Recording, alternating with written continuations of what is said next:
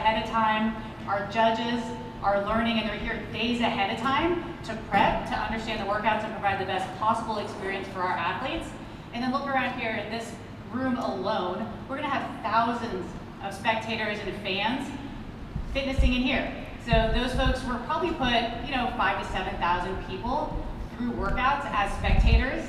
And even if you compare that against something like a major NFL game, it is just something special about that community that rallies around our elite athletes, all coming together in one place. As far as gender equity, a great time to talk about it with the Olympics going on and everything we're seeing with the success of female athletes. One thing I don't think CrossFit has gotten enough credit for is being gender equitable from the beginning. And prize money for a starting point. And that's kind of the easy one to put a finger on. But if you go back and look at the history of the documentaries around CrossFit, you look at the media coverage, you look at hiring practices, you look at the people that are out there representing the sport, and even the number of qualifiers each year has always been the same for men and women. And it's never even been a question. And so when you're out there watching these incredible athletes, you'll notice that there is no difference in the way our fans treat and cheer for our male and female athletes. And it's really been like that from the beginning. So it's something special and something that can inspire both young girls and young boys to really achieve their best. Thanks for those insights, Heather. And if you could just pass the microphone to Joe. I'm gonna see the Joe first, Jason. You'll get your shot. Joe is the director of seminar staff in CrossFit Education.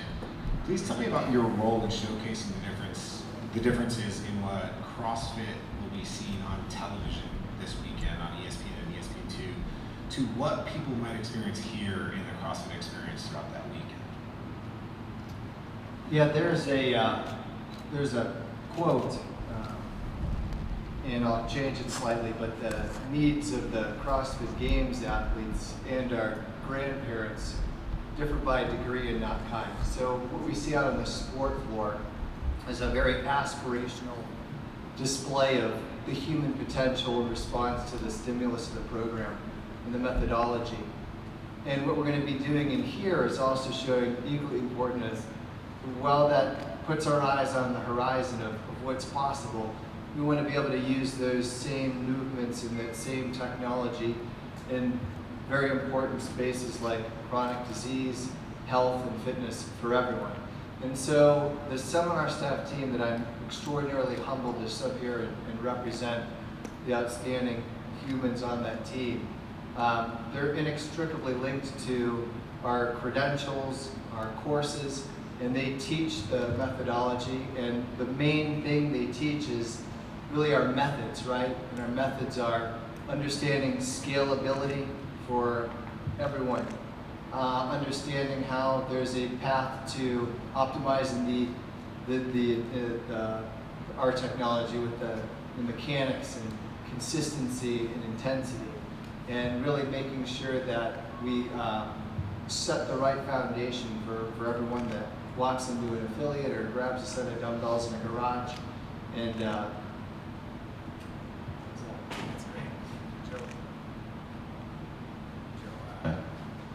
Joe. Sorry about that. It's not a CrossFit press conference that I'm involved in, if my mic doesn't work at one point. But Joe will be taking anyone who's interested into an introduction to CrossFit workout in just a little bit. So we'll be over there on the other side of the room, but we welcome you all, and Joe will give you the best introduction that you can have. Jason Sands, Executive Director of the Fort Worth Sports Commission. Want to turn to you now.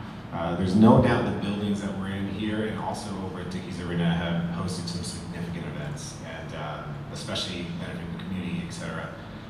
What was the draw for you to help bring the CrossFit Games right here at Fort Worth? Dickies Arena, 100%. Everybody's mentioned it. World-class facility. We're so honored to be able to have that great venue here. And we've had NCAA championships here, Olympic team trials.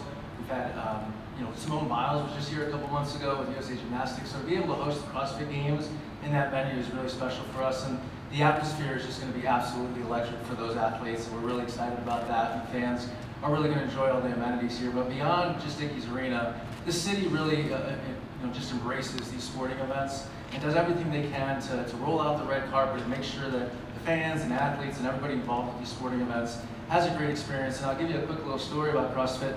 Dave Carson actually came in, or Dave Castro came in for a site visit 2 years ago. And we picked him up from the city to the east of us, where we picked him up, and then we were driving over. He said, "What's the difference between Fort Worth and Dallas?" And I told him, I was like, "I just got to show you. It's hard to tell you." So we actually had him out for a big lunch. We had about 25 community leaders there to welcome him and his team to Fort Worth. We had a video that Carlo actually put together of city officials lifting weights and saying, "Hey, we want the games, from the mayor to the economic development director and so on." And then later in the day, we were sitting at Second Rodeo in the stockyards having a beer. And he looked at me and he's like, "I get it now." And that's what we want all the fans and everybody here for CrossFit to feel, is that hospitality, that appreciation for you being here. We're really excited to have you and excited to welcome you all to Fort Worth. Thank you for that. I think you have one more thing you wanted to touch on? Absolutely. So as the Texas tradition, belt buckles are earned, and we wanted to show a little token of our appreciation for Don and your team and for the entire CrossFit community trusting Fort Worth with this prestigious event. So we wanted to present this belt buckle to you on behalf of Fort Worth, and thank you for choosing Fort Worth. I did nothing for this, to be clear, so we get to have it. These guys are doing all the work, to be clear. Well, I appreciate all of you for being here, and nothing against the four of you, but we have some pretty incredible athletes sitting to your left who are the stars of the show this weekend. And so, Abbie, I'm going to kick things off with you.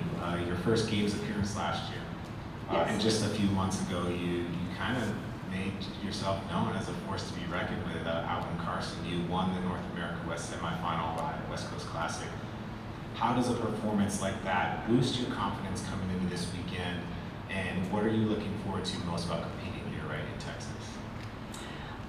It definitely boosts your confidence a bit. It's nice to see when progress, you have actual data and numbers and stats to look at. Like this whole season, we can actually take the open, quarters, semis leading up to the games and be like, okay, we can physically see the progress that's on paper. You don't always get that. And so it just is a good reminder that we're going in the right direction. The trajectory is going up. And I'm excited for more and to put it all together this weekend and see how it all comes out. Have you been hit up quite a bit? And I'm going to ask all three of you this question, but have the ticket requests, have any requests been coming from friends and family at a furious rate?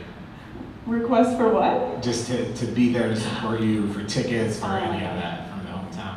Yes, it's so cool because we are so close. I mean, I live in San Antonio, it's 4.5 hours away. It's amazing to be able to just drive here and just bring all your stuff. But it's also so cool seeing so many different people from where I live and just like friends around that are like, "Oh, I'm going, I got my tickets. I'm like, "Oh my gosh, that's amazing to just feel so much support and just people that you know, you can see them in the crowd. It really makes a big difference, and I really appreciate that. That's great.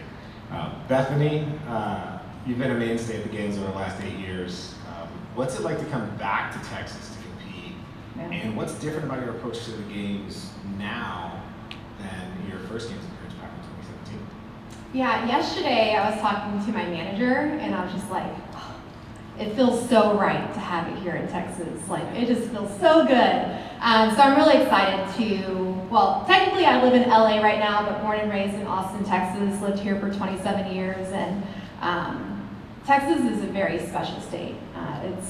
Especially now moving out and being away from it for a couple of years, I'm like, the people here are just so amazing and the facilities are amazing, so I'm super excited to be back here in Austin, or I wish it was in Austin, Texas, in Texas. And so my approach over the last couple of years, it's crazy to say that I've been doing this now for 7 years. I'm like, oh wow, okay. It goes fast, first of all, it goes very fast. But I think the first couple of years, I really took things for granted. And there was a lot of abuse that I was putting my body through and neglect, and just being so rude to my body and to myself, and just saying ugly things. And I think the adversity that I've been through the last couple of years, like 2021, it was amazing. Like getting first to semifinals, so cool. And then getting to the games and getting COVID. That was like, oh, okay, that sucks. And then the following year, being out the whole year with my back, that was really tough and a big pill to swallow. But I'm so grateful for those two experiences because it's allowed me to take ownership of a lot of things that I was not taking ownership of. And there was a lot of abuse, like I was saying. It's just something that I've been working on, and so my approach now compared to back then is that it's just being really proud of like the progress I'm making. And a lot of people are saying this is like a comeback, but I'm like, that really doesn't embody everything that's gone on. I like that word because, yeah, it's a comeback, right? But I'm not coming back. For me, it's more, I'm overcoming. It's an overcoming moment for me. So I'm not coming back as the same person as I was 17, 18, 19, even last year. There's a lot of stuff that I'm overcoming, and it's just being really proud of the progress I'm making and just seeing all the little wins that come on a day-to-day basis, like not taking that for granted. So that's kind of like the whole part, or like point of this weekend is to really focus on that. And like, I think anybody, even if they're at their fittest, can be like, oh, I wish I could do that, or I wish I could do that, or whatever. But it's not about comparing, it's just being really proud of the progress I'm making. So that's the goal this weekend. That's great, and congratulations on getting to that point in your career, and welcome home. It's really hard. Arielle, I mentioned it a moment ago, third fittest woman on earth in 2023, fittest woman in the United States, and now you're competing in your backyard, basically. When you learned the games were coming to Fort Worth, describe your level of excitement about being able to compete at home, but also how did that impact your training and overall goals for this year's World Championship? Yeah, even when you say all of my credentials, it's still a little bit of disbelief. So it's cool that, I had an amazing season in Madison, and now a lot more people from Texas are gonna come watch me because they're like, oh, she did good last year and I wasn't there, I guess we should come this year. But it's exciting because I have so many people coming because it's in Texas that I'm excited for the first time to step on the floor in Dickies Arena and just like, they're gonna say my name, what's the crowd gonna do? Are they gonna yeehaw? Are they gonna yell loud and just wait to see the reaction? Because I've never had home field advantage. So I don't know what that's like. I'm excited to hear what that's like. But the fun part about it is, you say like people coming. Now, usually in Madison, it's like, okay, Sunday night dinner reservations, 5 people. This year it's like, okay, we've got to fit 30 people in a place in Fort Worth, Texas to eat dinner. So just things that I'm really blessed to have. And this weekend is not about, of course, performance. Everybody trains hard. I haven't changed my training because I love what I'm doing and I enjoy it. But this weekend is about experiencing people. And I think I'm going to be overwhelmed with the people that are going to show up for me. That's great. Well, again, thanks to you all for joining us today. We're going to open it up to a couple questions from the group in this setting, but we're going to keep it a little bit quick. We want to make sure that Arielle, Abbie, and Bethany can get to their next meeting on time. Everyone will be available, though, when the official program ends, to speak with. So if you do want to speak with any of them, just let us know and we'll make that happen. But if anyone has a question right now, Val's going to grab one of these wireless microphones, and then we'll just, I can call on you, just raise your hand and I'll send it over. We'll go to Brian Friend right in the back.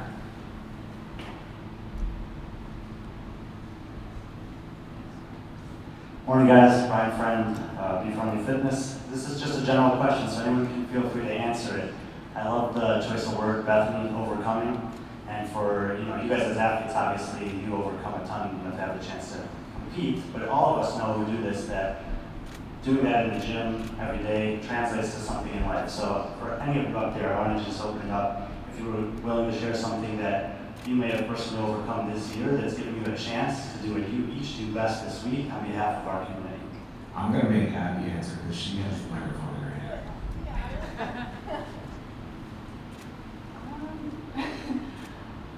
I feel like as far as like in the realm of CrossFit, it's more so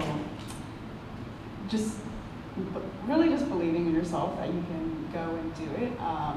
That was something that when I first started, a lot of people were like, what are you talking about? Like, there's no way. Whenever I would express some of my goals and some of the things I wanted to do, because once I kind of make a career switch or when I'm into something, I'm like all in. That's all I'm doing. I was in a position where I really, really needed something to change. I was deep in a hole and I needed to kind of pull myself out of that, and my husband definitely helped drag me out of that for sure. And so we were like, hey, let's go start CrossFit. Let's do this thing. And eventually, in a few years, I think you can turn a career into it. And yeah, it was pretty cool. That's kind of where we're going now. Don, your ears perked up a little bit during that question. Did you want to take something? I'm glad you noticed that. As you asked the question, I was thinking about. So obviously, I'm not here to compete this week. I'm in a different stage of life. Let's put it that way. That's the only reason. But I'm at a point in my life where I'm married. I've got 3 little girls. Busy, demanding job. I think there are seasons, moments you go through life that where things add up and can be tough, or work can be tough, or my family has gone through some hard things, and for me, CrossFit for the last decade has been a place, an experience that can be a little bit of an outlet, be something that is unabashedly positive. So for me, walking into, when I have a hard day at work, and we all have them, sometimes you have hard months, or hard times at home, showing up at my local affiliate at 6 a.m. and getting a chance to do a workout with the group of people who I've gotten to know over the last decade, who are now some of my closest friends in the world, it's kind of exactly what I need. And for me, being here this week, I love watching these guys compete. It is so inspiring. We're so fortunate to have such incredible role models, but for me, the joy I'll take out of this week is spending time with this community. With the thousands of affiliate owners that will travel from all over the world to be here, people who are unbelievably positive, who come together, who support each other. It's such a good reminder for me of kind of what matters and why we do this. And so, that's what comes to mind, and I'm just really, I know I already, and by the end of the week, will feel really grateful to be a part of this. Great. Excuse me. Any other questions? Tommy, over here. On the other side.